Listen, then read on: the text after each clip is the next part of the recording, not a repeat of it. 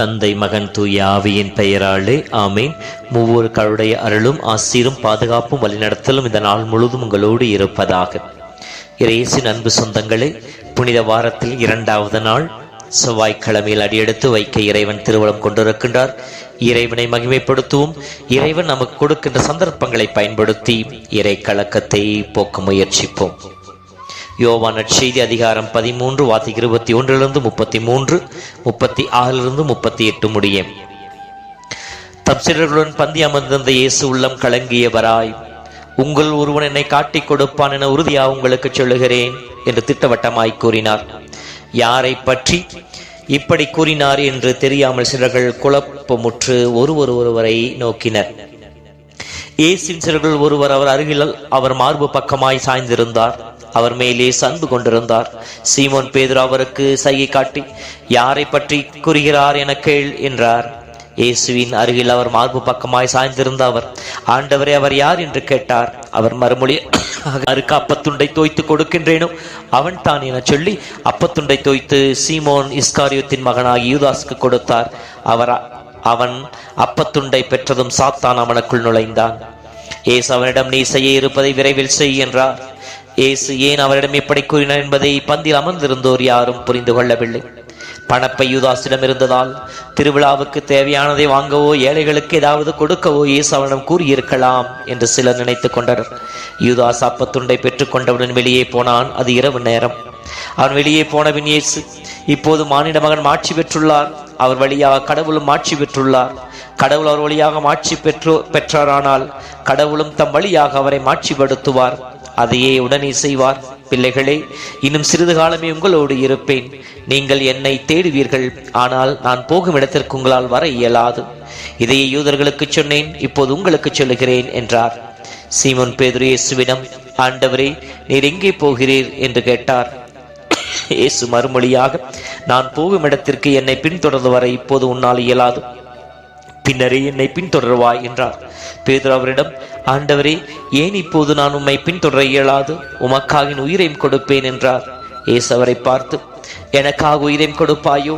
நீ மும்முறை என்னை மறுதளிக்கும் முன் சேவல் கூவாது என உறுதியாக உனக்கு சொல்லுகிறேன் என்றார். ஆண்டவரின் அருள்வாக்கு. கிறிஸ்துவே உமக்கு புகழ். உள்ள இயேசுவின் சொந்தங்களே, இந்த நற்செய்தியில இயேசு உள்ளம் கலங்கியவராய் என்று சொல்லி இந்த நற்செய்தி துவங்குகின்றது. அந்த வார்த்தையை நாம் சிறிது ஆழமாக பார்க்கின்ற பொழுது 2 நிலைகள் நாம் எடுத்துக்கொள்ளலாம். ஒன்று, அது உள்ள கலக்கத்திற்கு காரணம் அவருடைய இறப்பை பற்றிய அந்த எண்ணங்களோ நிகழ்வுகளோ இருக்கலாம். இன்னும் ஒரு சில நாட்களிலே தான் இறப்பை சந்திக்க போகிறோம் என்கின்ற அந்த எண்ணம் அவருக்கு கலக்கத்தை கொடுத்து இருக்கலாம். அல்லது அந்த இறப்பினுடைய நிகழ்வுகள் கூட, தான் எப்படிப்பட்ட இறப்பை சந்திக்க போகிறேன், பாடுகள், அவமானங்கள், சிலுவை சாவு, இதெல்லாம் கூட அவர் கலக்கத்தை கொடுத்திருக்கும். எனவே அது அவர் கலக்கம் உருவதற்கு ஒரு மனித இயல்பிலே காரணமாக இருந்திருக்கலாம். ஆனால் தன்னை முழுதுமாக தந்தை அன்பிலே இணைத்துக் கொண்ட கடவுள் அதை வென்றெடுத்து விடுவார். அதைத்தான் கெத்செமனி தோட்ட அனுபவத்திலே பார்க்கிறோம். தந்தையே, உமது விருப்பமானால் இத்துன்பக் கிண்ணத்தை என்னிடமிருந்து அகற்றியலும், ஆனாலும் என் விருப்பம் அல்ல, உம் விருப்பமே நிறைவேறட்டும் என்று சொல்லி தந்தையின் விருப்பத்தை உணவாக கொண்டு இந்த உலகிற்கு வந்த கடவுள் இறைமகனேசு அதை, அந்த கலக்கத்தை அவரால் வென்றெடுக்க முடியும், வெளிவந்திருக்க முடியும். அவருடைய கலக்கத்திற்கு மற்றொரு காரணமாக நாம் அலசி பார்க்கின்ற பொழுது சீடர்களுடைய வாழ்க்கை முறை. இதோ தன்னோடு உண்டு உறங்கி தன்னோடு நடைபயின்ற, தன்னோடு பயணித்த தன் சீடர்கள் தன்னை மறுதளிக்கப் போவது, தன்னை காட்டிக் கொடுக்க போவது, தன்னை விட்டு அனைவரும் தனியை விட்டு ஓடி போவது, இந்த நிலைகள் தான் இயேசுவின் கலக்கத்திற்கு காரணமாக இருந்திருக்கும். அதை தெளிவாக இந்த நற்செய்தியும் வெளிப்படுத்தி காட்டுகிறது. பேதுருவை பற்றி சொல்லுகின்ற பொழுது, நீ என்னை மும்முறை மறுதளிக்கும் முன் சேவல் கூவாது என்று சொல்லி அவர் செய்ய போகின்ற செயலை சுட்டி காட்டுகின்றார். ஆக இன்றைய நற்செய்தி நாம் சொல்ல படிக்க கேட்ட யூதாசுடைய வாழ்க்கை முறை, தன்னை காட்டிக் கொடுப்போனை அறிந்தவராய், அந்த மனப்பாங்கை நாம் யோசிச்சு பாருங்க. தன்னை காட்டிக் கொடுப்பவன், தன்னை மறுதளிப்பவன், தன்னை விட்டு ஓடி போய் எல்லாரும் இருக்கிற பொழுது அந்த கடைசி ராவண பந்தியில அமர்ந்திருக்கிற இயேசுவின் மனதில் எப்படி கொதித்திருந்திருக்கும், எப்படி கலக்கமுற்றிருந்திருக்கும். அந்த உள்ளம் கலங்கியவர் என்று சொல்லி யோவான் இந்த வார்த்தைகளை அடக்கி இருக்கின்றார். இன்னும் சிறப்பாய், காட்டி கொடுக்க போகிறவனை, தன்னை கொலை செய்ய காரணமாக இருப்பவனுக்கு முதலில் அப்பத்துண்டை தோய்த்து கொடுக்கின்ற சொன்னால் எவ்வளவு மன வலிமை அவருக்கு இருந்திருக்கும். காரணம், எசேக்கியேல் புத்தகம் 33:11 படிப்பதை போல, பொல்லார் சாவதையா நான் விரும்புகின்றேன், அவர்கள் மனம் திரும்பி வாழ வேண்டும் என்பதே என் விருப்பம் என்று சொல்லி தன் விருப்பத்தை வெளிப்படுத்திய கடவுள் அதை செய்முறையில் காட்டுகின்றார். அப்படி அந்த பொல்லார் அழிந்து போவதிலே விரும்பாத கடவுள் அவர்கள் அதிலிருந்து வெளிவருவதற்கான சந்தர்ப்பங்களையும் கொடுக்கின்றார், வாய்ப்புகளையும் கொடுக்கின்றார். அதான் யூதாசின் வாழ்வில் நடந்தது. நற்செய்தியை தெளிவாக படிக்கின்ற பொழுது முதலிலே சுட்டி காட்டுகின்ற உங்களில் ஒருவன் என்னை காட்டி கொடுப்பான் என்று சொல்லி வெளிப்படையாகவே சொல்லுகின்றார். ஆனால் ஆளை சொல்லவில்லை, செயலை சொல்லுகின்றார். ஏனெனில் அவன் போட்டிருக்கின்ற முகமூடியை கிழித்து அவனை அவமானப்படுத்த வேண்டும் என்பது இயேசுவின் செயல் அல்ல, மாறாக அவன் முகமூடியை அகற்றி அவனுக்கு புது வாழ்வை கொடுக்க வேண்டும் என்பதே இயேசுனுடைய உள்ளப்பாங்கு. எனவேதான் நீ என்னை காட்டி கொடுப்பாய் என்று சொல்லி யூதாசை சுட்டி காட்டவில்லை அனைவருக்கும் முன்னால், மாறாக உங்களில் ஒருவன் என்னை காட்டி கொடுப்பான் என்று சொல்லி சூசகமாக மறைமுகமாக சொல்லுகின்றார். அந்த வார்த்தை அவனை தொடும் என்று சொல்லி வாய்ப்பை யூதாசு நழுவி விட்டான். தொடர்ந்து அப்பத்துண்டை தூய்த்து முதலிலே யூதாசுக்கு கொடுக்கின்றான். நான் இந்த அளவுக்கு உன்னை அன்பு செய்கின்றேன், நீ என்னை வெறுத்தாலும் நான் உன்னை வெறுக்கவில்லை என்கின்ற, நீ என்னை காட்டி கொடுக்க உள்ளத்தில் திட்டத்தோடு வந்தாலும் நான் உன்னை நேசிக்கிறேன் என்று சொல்லி அதை வெளிப்படுத்த அப்பத்துண்டை தோய்த்து முதலில் யூதாசுக்கு கொடுக்கின்றார். அந்த இயேசுவின் அன்பும் அவன் கல்மனதை கரைக்கவில்லை. தொடர்ந்து நீ செய்யவிருப்பதை விரைந்து செய் என்று சொல்லி அவனை ஊக்கப்படுத்துவதை போல அவனிடம் இருக்கின்ற குறையை சுட்டி காட்ட விரும்புகின்றார். அந்த வாய்ப்பையும் யூதாசு தவறவிட்டான். தொடர்ந்து வருகின்ற வசனங்களை படிக்கின்ற பொழுது, அவரை காட்டி கொடுக்க வருகின்ற பொழுது, அவரை முத்தமிட வருகின்ற பொழுது நண்பா என்று சொல்லி அழைத்து அவருக்கு இன்னொரு சந்தர்ப்பத்தை கொடுப்பான். அந்த சந்தர்ப்பத்தையும் அவன் நழுவ விட்டான். எனவேதான் அவன் நாண்டு கொண்டு மடிந்தான் என்று சொல்லி நச்சினுடைய இறப்பை பற்றி சொல்லப்பட்டிருக்கும். அன்பு சகோதரமே, இந்த யூதாசுடைய கதாபாத்திரத்தை நம் வாழ்வில் ஒப்பிட்டு பார்ப்போம். நாம் எந்தெந்த முகமூடிகளை நாம் போற்றிருக்கின்றோம்.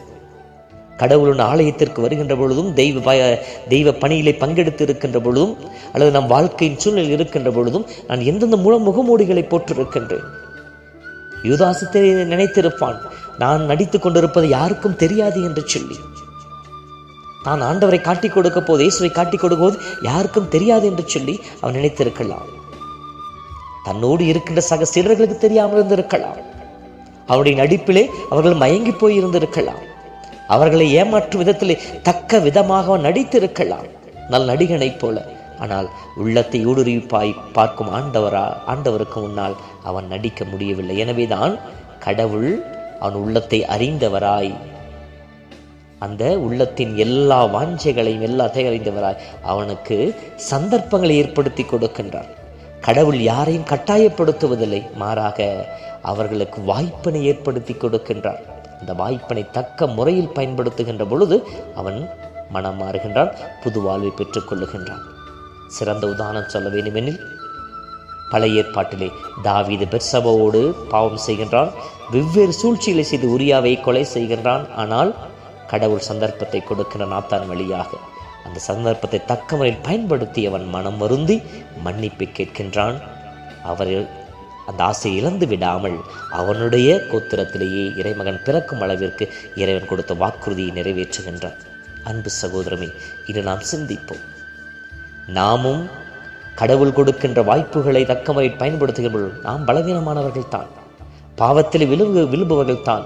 எத்தனையோ முகமூடிகளை தரித்துக் கொண்டு இருக்கின்றோம். பக்திமான் போல, அன்புள்ளவனைப் போல, சமூக சேவகர்களைப் போல, பிறர் மீது எல்லாவிதம் அக்கறை காட்டுபவர்களைப் போல, குடும்பத்திற்காக ஓடாய் உழைப்பவர்களைப் போல நாம் நடித்து கொண்டு முகமூடி அணிந்து கொண்டுதான் இருக்கின்றோம். நாம் நம்மோடு இருக்கின்ற மனிதர்களையும் அவருடைய அன்பையும் ஏமாற்றி அவர்களுக்கு துரோகம் செய்பவர்களாக தந்து கொண்டிருக்கின்றோம். சிந்திப்போம். இந்த நாளிலே இறை அருளுக்காக மன்றாடுவோம். ஒருவேளை யூதாசின் மனதில் நம்மிடமிருந்து ஆண்டவனையும் அயலாரையும் ஏமாற்றி துரோகம் செய்து கொண்டிருந்தோம் எனில், இறைவன் கொடுக்கின்ற இந்த புனித காலத்தின் வாய்ப்புகளை தக்க முறையில் பயன்படுத்துவோம். பாவத்திற்கு மடிந்து புது வாழ்வு உயிர்த்தல முயற்சிப்போம். ஜெபிப்போமா. அன்பின் ஆண்டவரே, இதோ எங்கள் ஒவ்வொருவரும் அறிந்திருக்கின்ற உம்மை நாங்கள் நினைத்து உம்மைக்கு மகிமைப்படுத்தி உமக்கு நன்றி செலுத்துகிறோம். எங்கள் வாழ்வினுடைய எங்கள் ஆன்மாவின் மீது நீ காட்டுகின்ற அக்கறையிலே எங்களுடைய பலவீனங்களை நீ பெரிதுபடுத்தவில்லை, மாறாக எங்களுடைய ஆன்மாவை நீர் உமதாக்கிக் கொள்ள சந்தர்ப்பங்களை வாய்ப்புகளையும் ஏற்படுத்தி கொடுத்து எங்களை உன்பால் ஈர்க்கின்றேன். எங்களை குற்றப்படுத்தி கூனி குறுக வைக்காமல் நாங்கள் மனமாற வாய்ப்புகளை ஏற்படுத்தி கொடுத்து கொண்டிருக்கின்றேன். தெய்வமே, எத்தனையோ நேரங்களிலே நாங்கள் எங்களுடைய போலி முகமூடிகளை அகற்ற மனம் இல்லாமலும் நீர் கொடுக்கின்ற சந்தர்ப்பங்களை பயன்படுத்தாமலும் பாவத்திற்கு மேல் பாவத்திலே வாழ்ந்து சாத்தானின் கைக்கூலிகளாக இருளிலே வாழ்ந்து கொண்டிருக்கின்றோம். இந்த வெளிச்சத்தை எங்களுக்கு கொடுத்திருக்கின்றீர். நாங்கள் இருளிலிருந்து மீண்டும் வெளிச்சத்திற்கு வர உம்மை தேடி வர இந்த புனித காலத்தை நாங்கள் தக்க முறையில் பயன்படுத்தி எங்களுடைய முகமூடிகளை உமக்கும் அயலாருக்கும் எதிராக நான் அணிந்திருக்கின்ற முகமூடிகளையும் செய்து கொண்டிருக்கின்ற துரோகங்களையும் நினைத்து மனம் வருந்தி உம்மையும் அயலாரையும் முழுவலத்தோ நேசிக்கின்ற நல்ல மனப்பாங்கை எங்களுக்கு தந்தருள்வீராக. எல்லா புகழும் மகிமை என்னால் உமக்கு உரித்தாகட்டும். ஆமேன். என் இதயம் யாருக்கு தெரியும், என் வேதனை யாருக்கு புரியும், என் தனிமை என் சோர்வுகள் யார் என்னை தேற்றக்கூடும், யார் என்னை தேற்றக்கூடும். என் இதயம் யாருக்கு தெரியும், என் வேதனை யாருக்கு புரியும்.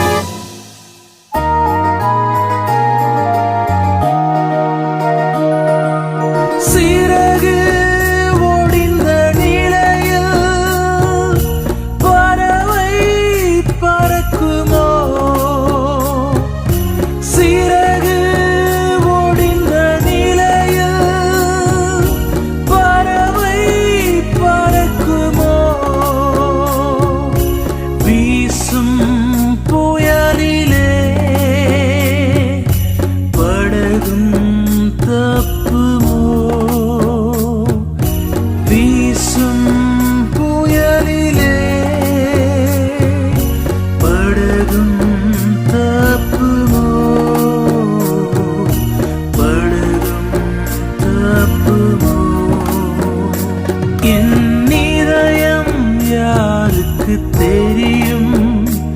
என் வேதனை யாருக்கு புரியும்? என் தனிமை, என் சோர்வுகள் யார் என்னை தேற்றக்கூடும்? யார் என்னை தேற்றக்கூடும்?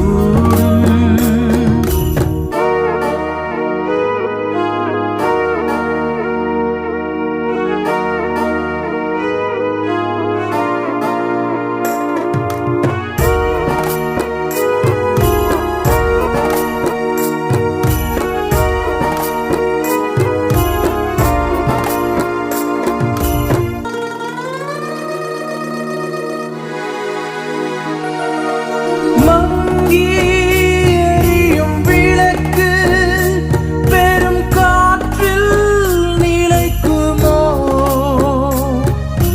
மங்கி எரியும் விளக்கு பெரும் காற்றில் நிலைக்குமோ? உடைந்த உள்ளமும் ஒன்று சேருமோ? உடைந்த உள்ளமும் ஒன்று சேருமோ? ஒன்று சேருமோ?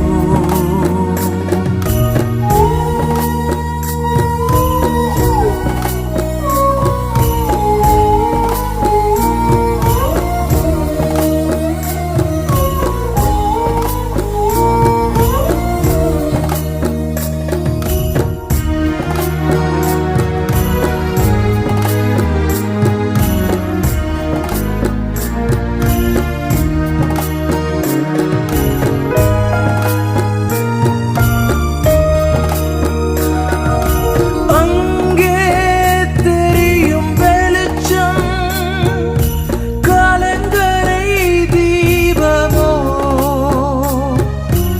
அங்கே தெரியும் வெளிச்சம் கலங்கரை தீபமோ? இயேசு ராஜனின் முகத்தின் வெளிச்சமே, இயேசு ராஜனின் முகத்தின் வெளிச்சமே, முகத்தின் வெளிச்சமே.